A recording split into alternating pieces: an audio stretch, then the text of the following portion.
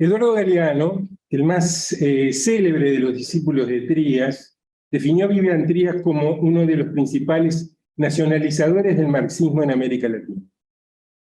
Pero la expresión nacionalizador del marxismo debe entenderse con propiedad como nacionalizador y latinoamericanizador, o con más precisión, nacional latinoamericanizador del marxismo. Ya que en Trías, palabras como nación y nacional, así como las expresiones izquierda nacional, revolución nacional, liberación nacional o socialismo nacional, aludían a la vez a la patria chica y a la patria grande, al Uruguay y América Latina. Aunque de esos dos significados, el más importante, el que marcaba el sentido fundamental, era el de la patria grande. Si bien como dirigente principal de un partido político uruguayo, quizá no fue el más frecuente de los sentidos, ya que tenía necesidad de referirse habitualmente a los asuntos del Uruguay. Pero el significado fundamental en él, como en Carlos Machado, su discípulo, era el de nación latinoamericana.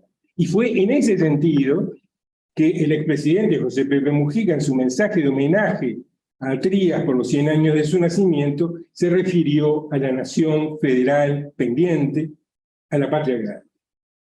También Trías, por supuesto, como pensador, empleaba estas palabras y estas expresiones en un sentido teórico general, de validez universal, referido también al resto del mundo, y no circunscrito meramente a lo local ni a nuestra América, pero siempre pensando desde nosotros mismos y para nuestras orillas rebeldes, tanto como para la humanidad. Trías fue un gran descolonizador del pensamiento, a la vez radicalmente comprometido con los movimientos descolonizadores del mismo. Mucho antes de que se difundiera la actual jerga académica del pensamiento decolonial, en un tiempo de descolonizadores reales, teóricos y prácticos, en un mundo de descolonización a gran escala mundial, de revoluciones y movimientos de liberación nacional en el tercer mundo de los años 50, 60 y 70 del siglo XX. El giro copernicano con el que Real de Azúa caracteriza la singularidad de Trías se funda en ese pensamiento descolonizador, que en palabras del propio Real dice: desde lo nacional se afirma en la voluntad revolucionaria, encontrando en el marxismo el instrumento interpretativo. A su vez, Trías, en la primera mitad de los años 50, reinterpretaba a Marx y al marxismo desde las orillas coloniales y semicoloniales. La teoría de Marx, para él, regía para la realidad imperialista vista desde la metrópoli. Pero, agrega Trías textualmente, permítanme citarlo, el imperialismo tiene otra cara, y desde ella permite otro enfoque. Se trata precisamente de la cara colonial y del desarrollo económico y político de los países dependientes. La teoría histórica de esos aún no ha sido elaborada, o por lo menos nosotros no la conocemos, decía en esos tempranos escritos. La obra de Trías fue el desarrollo de esa teoría, quiso ser el desarrollo de esa teoría. Y siguió diciendo Trías: lo cierto es que el esquema clásico de Marx no se ajusta a su realidad, aunque como es natural, nos ofrece el método adecuado para emprender su análisis histórico. Tendríamos entonces, abarcando la totalidad del complejo imperialista, una teoría para su centro de expansión y una para su periferia colonial. Cierra comillas la cita de Trías. Aquí está el núcleo de la heterodoxia de Trías en su primera formulación.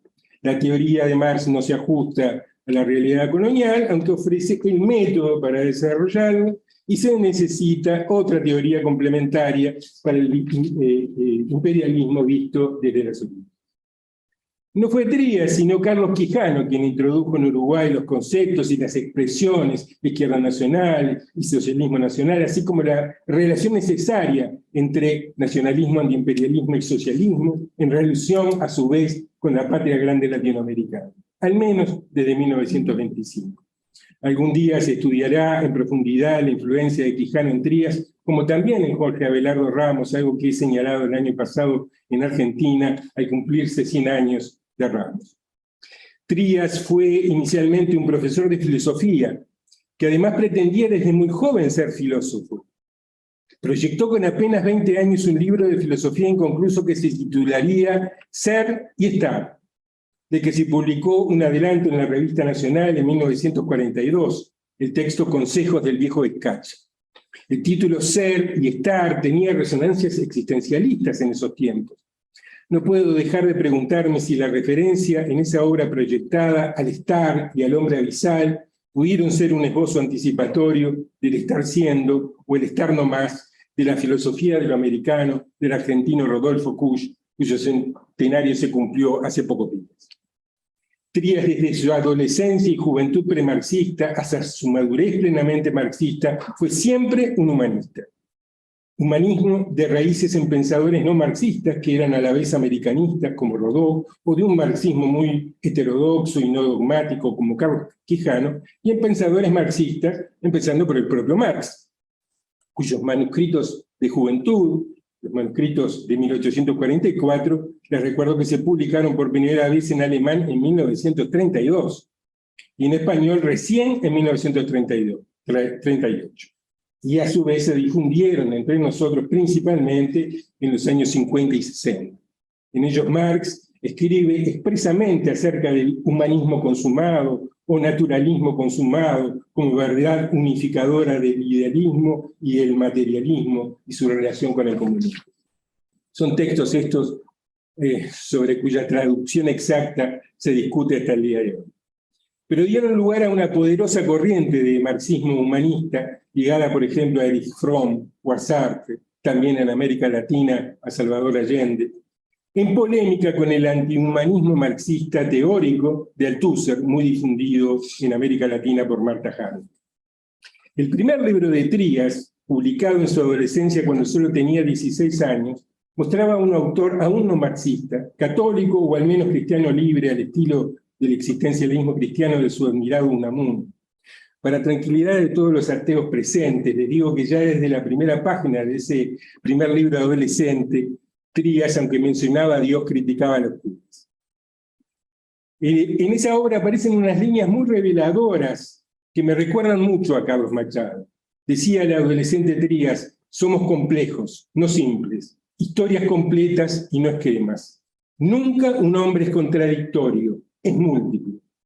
Se evidencia allí un Trías predialéctico, que no percibe como decisiva la contradicción, y sin embargo ya tiene como eje de su pensamiento la multiplicidad de lo humano en general y de cada ser humano en particular. Su pensamiento marxista conservará y acentuará esa percepción de la multiplicidad dialéctica, de la multiplicidad de las contradicciones, de la inagotable multiplicidad humana como uno de sus rasgos esenciales, una complejidad de su pensamiento no siempre comprendida. Ese pensamiento dialéctico se expresará en su madurez, en especial a través de la ley del desarrollo desigual y combinado, y la distinción entre la contradicción fundamental y la contradicción principal, ambas centrales para su teoría del socialismo nacional. Gran parte del primer capítulo de Por un socialismo nacional, en el que Trías expresa su pensamiento maduro y presenta su heterodoxia, ahora revestida de ortodoxia, a diferencia de la relativa libertad con que se expresaban escritos más juveniles, está dedicado precisamente a la ley del desarrollo desigual y combinado. Es decir, a señalar la coexistencia de modos de producción diferentes, precapitalistas, capitalistas y socialistas. Idea decisiva tanto para señalar el carácter singular, diferente, desigual de cada realidad local y por ende del carácter nacional de cada movimiento revolucionario y cada revolución, así como para afirmar el carácter socialista desde el inicio de cada revolución.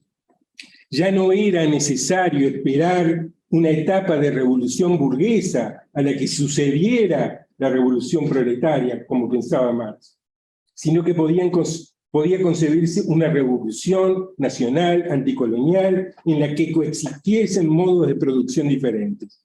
Para Trías, en las colonias y semicolonias necesariamente debían coexistir, ya que no era posible en ellas una verdadera revolución burguesa, puesto que el imperialismo lo impedía.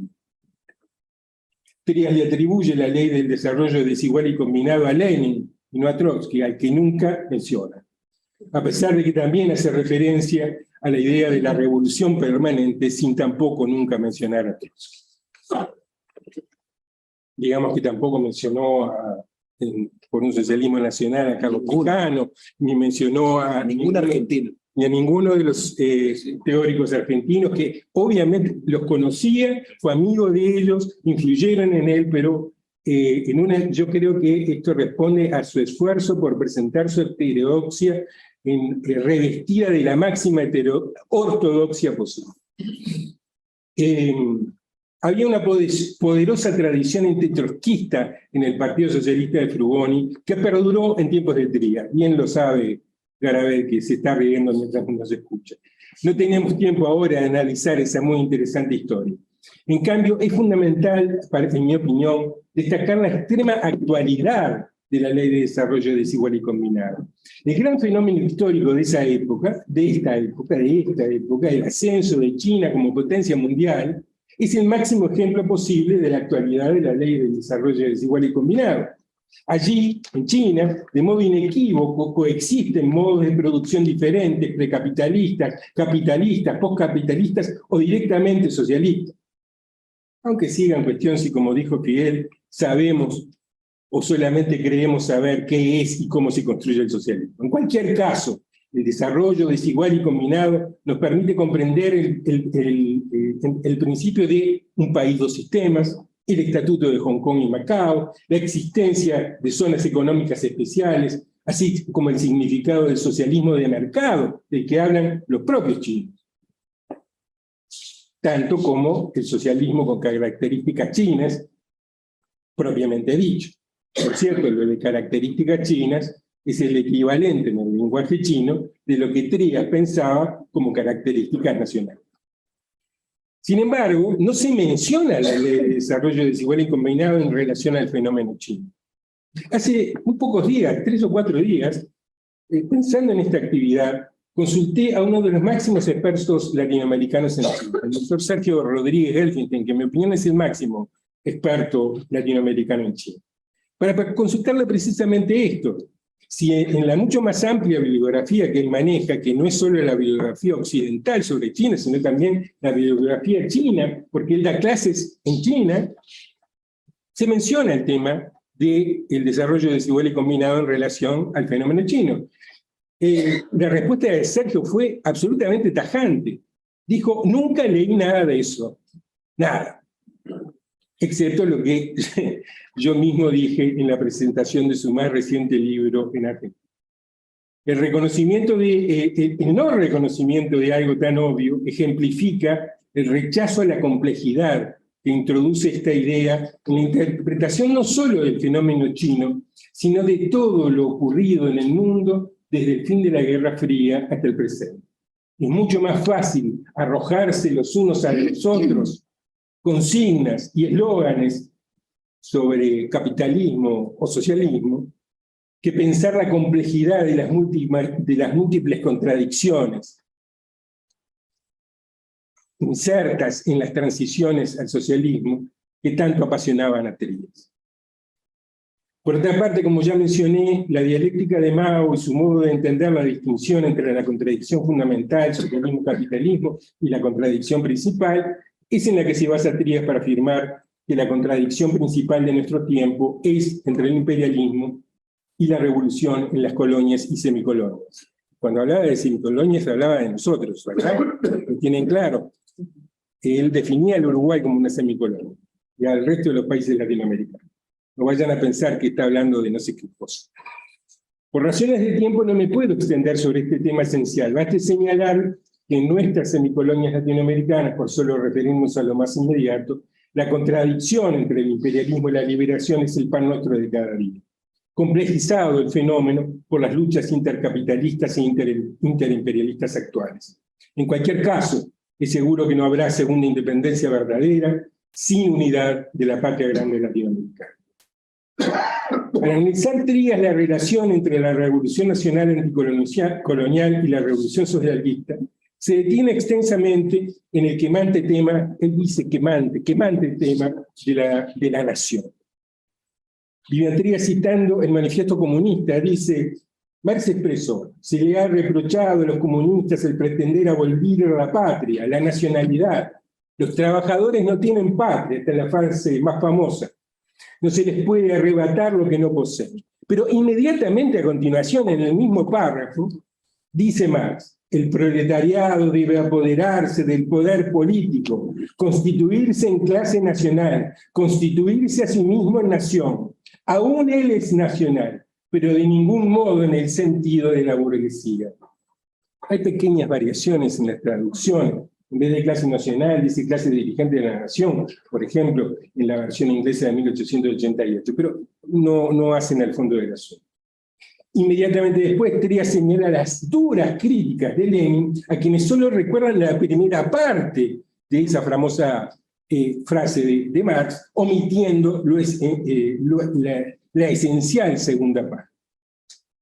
Marx y Engels, que eran alemanes en un sentido muy parecido al que nosotros somos latinoamericanos, ya que no existía un Estado alemán unificado, como no existe un Estado latinoamericano unificado, fueron partidarios de la unidad alemana desde su juventud hasta el final de sus días.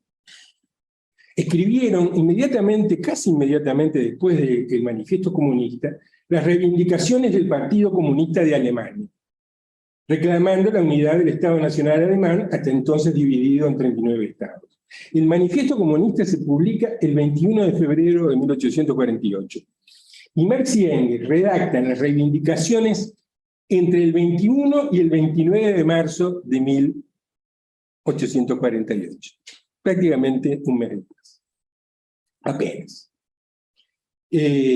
Las reivindicaciones son un programa de 17 propuestas que se inician con el siguiente enunciado. Primero, todo el territorio alemán formará una república, una e indivisible. Un lector desprevenido podría llegar a pensar que se trataba del manifiesto del nacionalismo alemán, y no de un texto de Marx y Engels. De esto debemos seguir aprendiendo los latinoamericanos en nuestra lucha inconclusa por la unidad, como enseñaba Trías. Faltan muy pocos minutos, así que quiero detenerme en otro aspecto del pensamiento de Trías sobre la liberación nacional y la revolución socialista. Trías tuvo una militancia antiimperialista desde su juventud, en solidaridad con los movimientos revolucionarios de todo el mundo. Pero suele interpretarse que Trías analizó el imperialismo en el Uruguay solo desde la óptica del imperialismo económico. En buena parte es verdad que dedicó muchas páginas, la mayor parte de las páginas, a describir el fenómeno imperialista en el Uruguay desde la perspectiva del capital. Sin embargo, pienso que una exégesis profunda de su obra y una interpretación adecuada de su acción política revela que Trías tenía una conciencia aguda, una conciencia extrema acerca de la presencia militar imperial en las semicolonias en general y en el Uruguay en particular. Algo no frecuente en la izquierda de aquella época y mucho menos en la izquierda actual.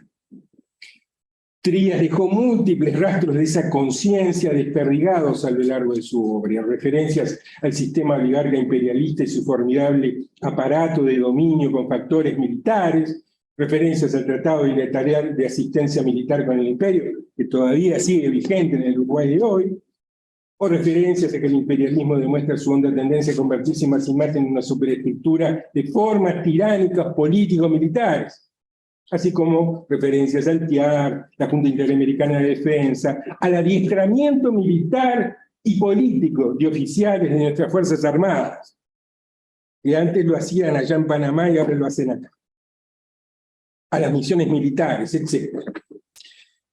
Esta conciencia se enfrentaba con una cierta dificultad de exposición en el plano estrictamente teórico por el rol superestructural que le otorga el marxismo usualmente al Estado y en consecuencia al poder militar. Y cuando digo militar no me estoy refiriendo a los militares nativos, sino a los del imperio. Este es un asunto que una vez más nos trae a la más urgente actualidad. Todos sabemos, o deberíamos saber, acerca de la presencia de militares de Estados Unidos en Uruguay, a pesar del muro de silencio mediático. Hubo un ingreso entre abril y mayo y hay otro previsto para julio. Fueron muy pocas y muy honrosas, muy honrosas, las voces que se levantaron en contra.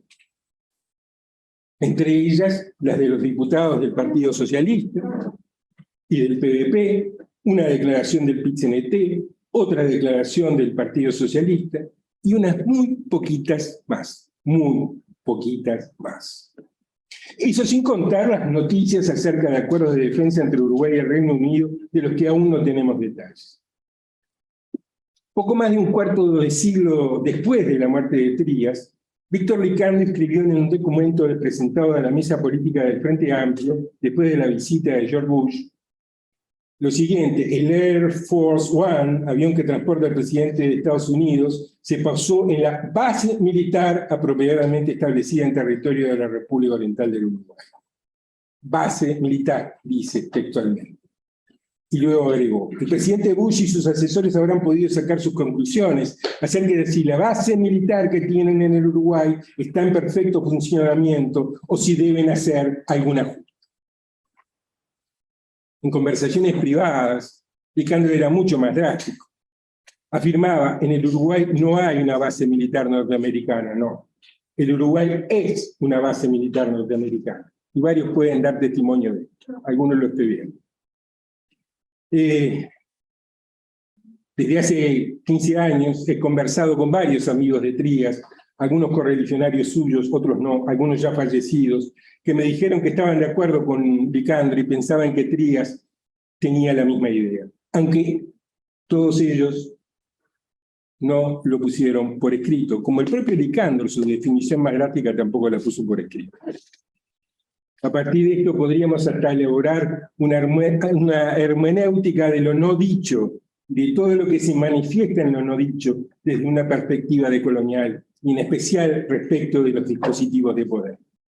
Pero alcanza con lo escrito por Trías y con lo escrito por Licandro para que nos reclamemos un análisis sistemático de cómo la maximización del poder imperial, incluida la presencia militar imperial en las semicolonias o países dependientes, condiciona y hasta determina el modo de producción en las semicolonias.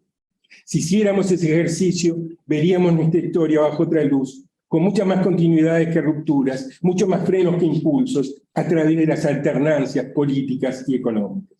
Sería un ejercicio doloroso, hasta desgarrador, pero la verdad nos hará libres, o al menos la verdad es condición necesaria para la liberación. Podríamos desde esa perspectiva comprender mucho mejor los vínculos de Trías con Raúl Sendic, o su influencia en el documento número 5 del MLN. Podríamos comprender mejor los vínculos de Trías con los países socialistas, incluidos los contactos con los checos, y especialmente con la Revolución Cubana, que era el centro de su atención. Podríamos comprender mejor las ideas de Trías sobre la cuestión militar, que en esencia consistía en preguntarse cómo evitar que el ejército se convirtiese en un ejército de ocupación al servicio del poder militar imperial. Pero por sobre todas las cosas, nos conoceríamos mejor a nosotros mismos. Comprenderíamos mucho más las limitaciones de la discusión política en el Uruguay de hoy, y especialmente las limitaciones y las dificultades de la discusión en el seno de la izquierda, que es donde deberíamos debatir estos asuntos. Cuando Trías murió, Eduardo Galeano se despidió de su maestro con un bello texto que finalizaba con aquellas conmovedoras palabras: con nuestras piernas continuará caminando, y nuestro país de hombres libres redimirá su soledad. Pienso que Trías ya no necesita de nuestras piernas, porque la inmensidad de su obra y de su acción se bastan solas. Vaya si ha dado lugar a polémicas y lo seguirá haciendo. Incluso a pesar de sus calumniadores y detractores, felizmente seguirá alimentando la reflexión para coincidir y para discrepar, y para siempre aprender con él.